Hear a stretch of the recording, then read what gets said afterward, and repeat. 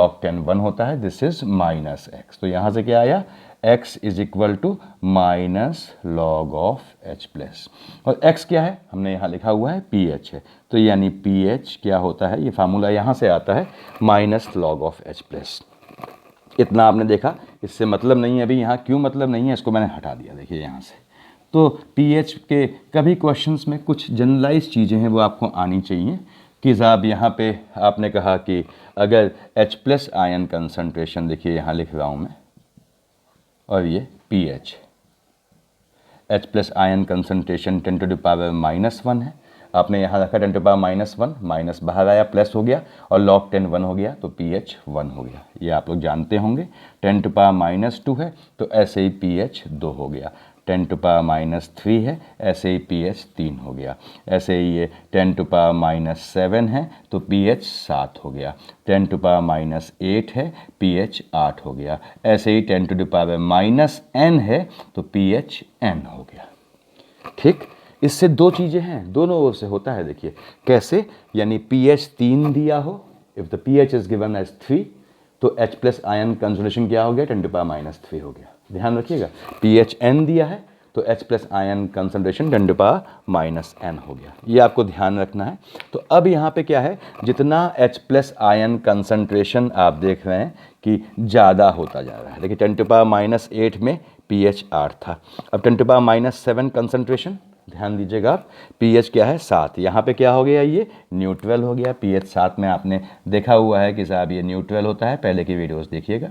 ठीक, इसके बाद ये आपका बेसिक हो गया, और साहब इससे पहले ये एसिडिक हो गया। यानी अब देखिए, हम चूंकि एसिड की बात कर रहे हैं तो क्या मिला, यानी pH की वैल्यू 7 से कम है, जितनी कम है उतना अच्छा आपका वो एसिड है, उतनी ज़्यादा उसकी एसिडिक स्ट्रेंथ है। देखिए एंड और यहाँ लिख लिया मैंने, पीएच की जितनी कम वैल्यू है उतना आपका जो है वो अच्छा एसिडिक है। दूसरी बात कि यहाँ पे देखें आप H+ आयन कंसंट्रेशन जितना आपका बढ़ता जाए, यानी कि नेगेटिव पावर कम होगी तो वैल्यू बढ़ेगी, जितना आपका बढ़ता जा रहा है उतना आपका जो है वो एसिडिक स्ट्रेंथ बढ़ रही है और पीएच देखिए कम हो रहा है, यानी कि इसको हटा दिया मैंने यहाँ से, इसकी ज़रूरत नहीं है अब। तो इससे हमको एक चीज़ और मिली कि वो थी, सारी चीज़ें हम जोड़ रहे हैं देखिए, एंड और lesser be the value of pH. देखिए lesser be value of pH, ठीक बात है। अब इसमें देखिए एंड सारी चीज़ें जोड़ रहे हैं देखिए, या इसको चाहे एंड और लिखें चाहे इम्प्लाइज लिख दें, बाद में करेंगे हम लोग। अब आपने कहा ये एसिड है, इसके लिए आपने Ka निकाला, वो क्या होता है प्रोडक्ट का concentration, each west by the power equal to their individual stoichiometry, पहले एक लिखा हुआ है तो इतना ही हुआ। ये देखिए H3O+ का कंसंट्रेशन डिवाइडेड बाय रिएक्टेंट का कंसंट्रेशन, पानी को एक्सेस लिया जाता है तो एक्सेस में आप एक्टिव मास 1 मान के चलते हैं। देखिए ये Ka हो गया। अब आप ध्यान देंगे जितना H3O+ यानी H+ बढ़ा, दोनों का मतलब एक ही है, H+ और H3O+, एक ही बात हुई, ठीक है। तो जितना H3O+ बढ़ा उतना क्या हो गया, Ka बढ़ गया, तो हमने यहाँ लिख दी higher the value of Ka, this is higher the value of Ka। जितना H+ बढ़ा उतना ये Ka बढ़ जाएगा, जितना H+ बढ़ा उतना ज़्यादा एसिडिक है तो Ka बढ़ेगा तो उतना ज़्यादा एसिडिक हो जाएगा, तो मैंने इसको भी हटा दिया। देखिए अगली ली आपने, यहाँ पे लिखा हुआ है pKa, पीएच का फार्मूला यूनिवर्सल फार्मूला है, आपने कहा साहब ये pH equal to minus log of H+। अब यूनिवर्सल फार्मूला का मतलब क्या होता है, इस H+ के, इस H के बदले जो चीज़ लगाएंगे वो यहाँ आ जाएगी, आपने इस H के बदले Ka रख दिया। देखिए तो क्या हो गया, ये pKa is equal to minus log of Ka।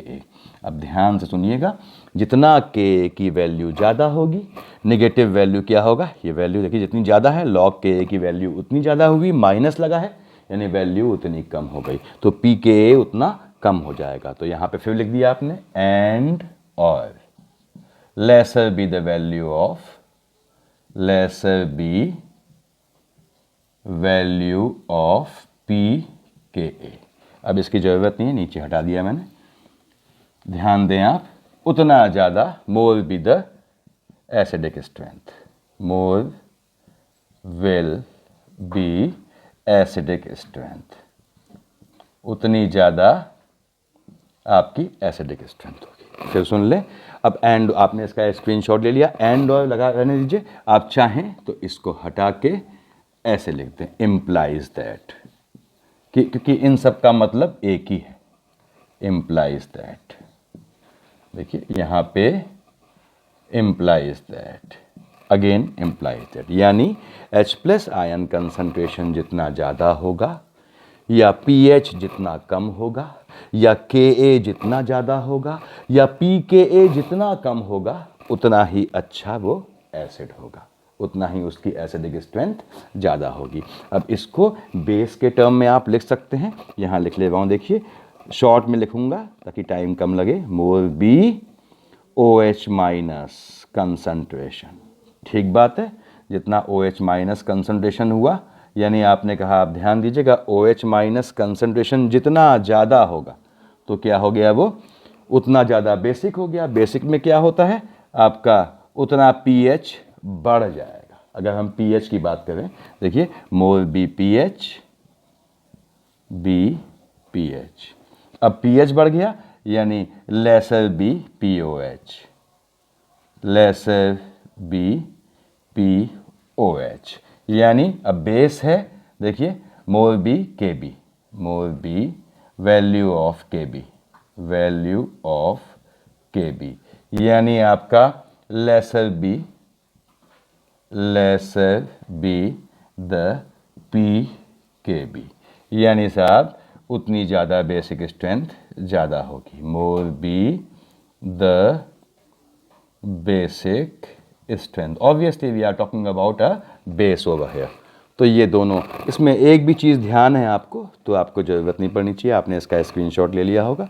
Short में बोलें, जो आपके एग्ज़ाम में पूछता है, जितना Ka ज़्यादा है या जितना pKa कम है, जो भी वैल्यू दी है उसने, Ka दिया है तो Ka जितना ज़्यादा है उतना अच्छा एसिड हुआ, pKa दिया है तो pKa जिसका जितना कम है वो उतना अच्छा एसिड हुआ। ये जर्नलाइज्ड फॉर्मेट है Ka और pKa से निकालने का। बाकी सब बकवास है, आपको Ka और pKa समझना है या Kb और pKb समझना है। मेरे ख्याल से इसको हटा दे रहा हूँ, देखिए मैं, इतना क्लियर होगा आपको। उसके बाद ये हमने एक एसिड की बात की। अब एसिड में, अब जैसे CH3COH है, इसके केस में जो आर्वेनियस साहब कह गए थे, उन्होंने कहा कि भाई इसमें आर्वेनियस के या बॉन्स्टेड साहब के, बॉन्स्टेड मैंने बताया हुआ है आपको, पिछली देखिए वीडियो, या लुईस बताया हुआ है। अब आर्वेनियस साहब के केस में आप चाहें तो आप देख सकते हैं यहाँ पे कि इनका कहना था, देखिए CH3COOH प्लस H2O। थोड़ा हम शॉर्ट में देख रहे हैं, हम सिर्फ एसिडिक स्ट्रेंथ देख रहे हैं, इसलिए आप लोग पैनिक ना होना। CH3CO minus plus H3O plus, आपने कहा साहब ये कंसंट्रेशन मान लीजिए C था इनिशियली, ये आपका C1 minus alpha, C alpha पढ़ा होगा आपने इक्विलिब्रियम में। तो यहाँ से Ka क्या हुआ आपका, ये आया C alpha into C alpha divided by C1 minus alpha. ये आपका ध्यान दीजिएगा आप लोग, एक C कट गया, ये हो गया C alpha square upon 1 minus alpha. Weak acid है, बहुत कम कन्वर्ट होता है, यानी अल्फ़ा बहुत कम है, यानी alpha is less than 1, so it is equivalent to C alpha square. ध्यान देंगे आप, मैं क्या बोल रहा हूँ देखिए। अब आपने कहा यहाँ से अल्फ़ा क्या आया, alpha is equal to, C तो कांस्टेंट है, देखिए शुरुआत में लिया है, देखिए alpha is equal to under root of Ka upon C। और अल्फ़ा क्या है, बेसिकली ये इसकी H3O प्लस की जो है कंसंट्रेशन को या मोलैरिटी को दिखा रहा है, यानी आर्वेनियस के हिसाब से जो कंसंट्रेशन ऑफ H प्लस वो क्या हुआ, स्ट्रेंथ ऑफ H प्लस। अब यानी strength of acid, strength of acid is proportional to under root of Ka।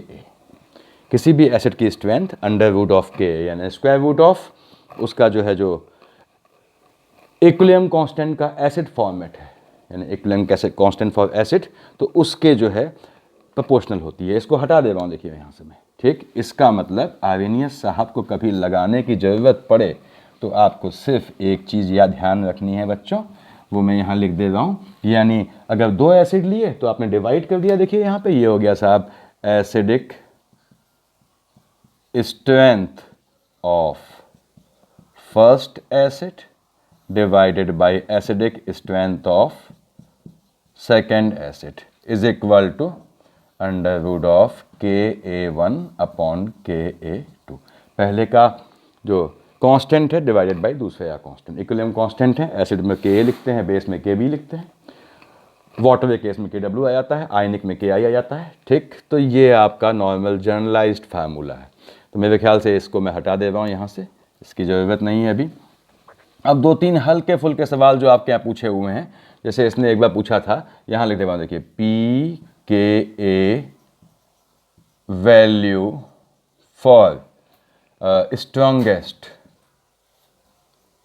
Strongest acid will be, यानी कुछ हमको pKa वैल्यू दी हैं, तो स्ट्रॉन्गेस्ट एसिड की कौन सी है। इसने ऑप्शन दिया था एक, जहाँ तक मुझे ध्यान है, it was 3.0 and this was 2.0, अगला 1.0 था, अगला आपका 4.5 था। अभी देखा आपने कि जितना pKa कम होगा, लेसर बी द वैल्यू, नीचे तीर है, मतलब जितना कम होगा उतना एसिडिक स्ट्रेंथ ज़्यादा होगी, लिखा था मैंने बच्चों, एसिडिक स्ट्रेंथ ज़्यादा होगी। तो स्ट्रॉन्गेस्ट एसिड कौन होगा, जिसकी एसिडिक स्ट्रेंथ ज़्यादा होगी। क्या पहचान है, चूँकि हमें pKa दिया है तो उसका pKa कम होना चाहिए। किसका कम है, इसका कम है, यानी pKa की 1 is the least value in between 3, 2 and 4.5। तो जिसका pKa 1 है वो आपका जो है आपका स्ट्रॉन्गेस्ट एसिड होगा।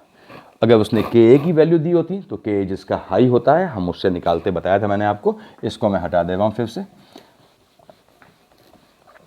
अगला मान लीजिए हम कोई क्वेश्चन लेते हैं ऐसे ही, आपने कहता है साहब के, कहता है साहब देखिए के ए फॉर्मिक एसिड ले लेते हैं।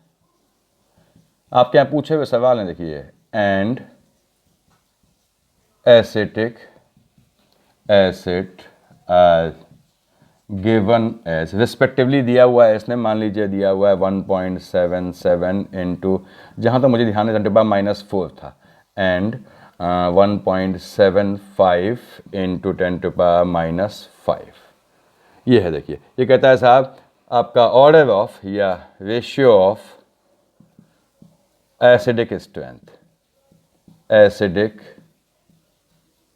Strength will be, acidic strength का ऑर्डर निकालना है। इसने ऑप्शन दिए हैं, मान लीजिए आपको 10 दिया है, अगला दिया है 3.17, अगला दिया है आपको सी ले लूँ यहाँ पे, नेक्स्ट ऐसे ही कुछ ले लिया आपने, मान लीजिए अगला दिया है आपको 10 लिया, 3.3 ठीक है, 3.17 ले लिया हमने, अगला 0.3 ले लेते हैं, अगला 0.1 ले लिया। देखिए सामने है आपके, अब दो एसिड का क्या दिया है, के दिया है, किससे निकालेंगे, आर्वेनियस साहब की शरण में जाएंगे। देखिए strength of first acid divided by strength of second acid is equal to क्या था बच्चों, Ka1 अपॉन Ka2। बिल्कुल देखिए पेन नहीं छूनी है इन सवालों में, से समझाने के लिए बता रहा हूँ। Ka1 कितना दिया है बेटा, 1.77 into 10⁻⁴ divided by 1.75 into 10⁻⁵। Quick करना है आपको, वहाँ गधों की तरह डिफाइन नहीं करना है कि आप डिवाइड कर 1.77 ऐसे बनाया ना, डोंट डू इट। क्या हुआ देखिए, ये अंडर रूट ऑफ 1.77 10⁵ ऊपर गया, +-5 +5 हो गया, +5 - 4 यानी इंटू 10 डिवाइडेड बाई 1.75। यहाँ देखिए ये क्या हो गया, 17.7 डिवाइडेड बाई 1.75, लगभग 9 पॉइंट समथिंग आया। देखिए this is under root of, आप देखिए यहाँ पे 9 पॉइंट समथिंग आएगा, यानी क्या हुआ 3 पॉइंट समथिंग आंसर होना चाहिए। तो 3 पॉइंट में दिया हुआ है आंसर, देखिए ये दिए 3.17 ये आंसर दिया हुआ है। तो ऐसे निकालना है क्विक में, आपको कैलकुलेट नहीं करना है कि आप वहाँ 1.77 लिख के 1.75 से divide to, no don't do that, वो सिर्फ टाइम खाएगा आपका। उसके बाद मेरे ख्याल से इसको हटा दूँ मैं, ये हो गया होगा आपसे।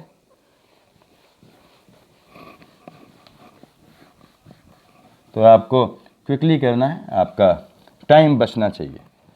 सारा खेल जो है कॉम्पिटिटिव एग्ज़ाम में, अभी मैं आपकी वीडियो बनाऊंगा आप लोगों के लिए कि कैसे आपको नीट में या AAI में क्वेश्चंस हल करने हैं।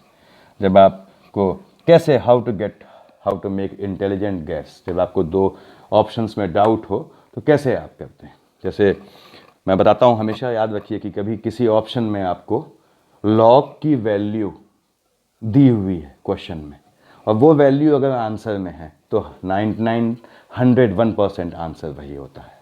फिर सुन लीजिए, लॉग की वैल्यू आपको किसी क्वेश्चन में दी है उसने, और यदि वही ऑप्शन में रखा हुआ है उसने, यानी that value is also mentioned in the option, then 101% that option will be the right answer.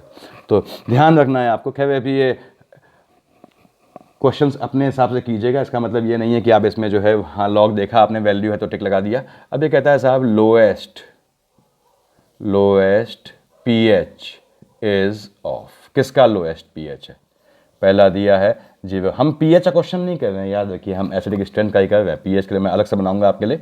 0.1 m, m मतलब मोलैरिटी दी है HCl, मान लीजिए दूसरा आपको दिया है 0.1 m KOH। कैसे आपको क्वेश्चन करना है बिना पेन छुए ये बता रहा हूँ मैं। देखिए m KOH, अगला लिया आपने 0.01 m HCl, ये दिया है। लोएस्ट pH कम किसका होगा, जो एसिडिक होगा। आप जानते हैं एसिड्स का pH कम होता है, बेस का pH ज़्यादा होता है। लड़ाई से बेस हट गया, ठीक। अब देखिए जितना ज़्यादा H+ कंसंट्रेशन लिखाया था मैंने आपको, उतना more be the acidic strength, acidic strength. बिल्कुल छूना नहीं है पेन एग्जाम में, क्यों नहीं छूना। यहाँ देखिए ये HCl क्या देगा, एक स्ट्रॉन्ग एसिड है, H+ + Cl- देगा। पहले में क्या है, मोलैरिटी 0.1 है, ये सब देखिए अभी सन्नाटा है, यहाँ कुछ नहीं है। ये 0 हो गई, ये 0.1 हो गया, ये 0.1, क्योंकि यहाँ पे किसी की भी स्टोकियोमेट्री, सबकी एक है, देखिए पी स्टोकियोमेट्री, यहाँ भी कुछ नहीं लिखा मतलब एक है, यहाँ भी एक मोल है या एक आयन है जो कहें आप। ऐसे ही आपके दूसरे केस में क्या है, यहाँ 0.01 है, देखिए 0.01 है, और ये दिस इज अनदर केस, ये 0 हो गया, 0.01 आ गया, 0.01। अब किस में H प्लस ज़्यादा है भैया, ये है H प्लस ज़्यादा, ये तो कम है। तो कहाँ पे H प्लस ज़्यादा होने से क्या हुआ, मोर बी द एसिडिक स्ट्रेंथ, तो कौन सा होगा, ये आपका 0.1 MHCl आंसर हो जाएगा। अगेन पेन नहीं छूनी है, थोड़ा क्विकली जो है समझदारी, शुडनेस चाहिए आपको क्वेश्चन करने की। तो मेरे ख्याल से इतना काफ़ी है आज के लिए, थैंक यू।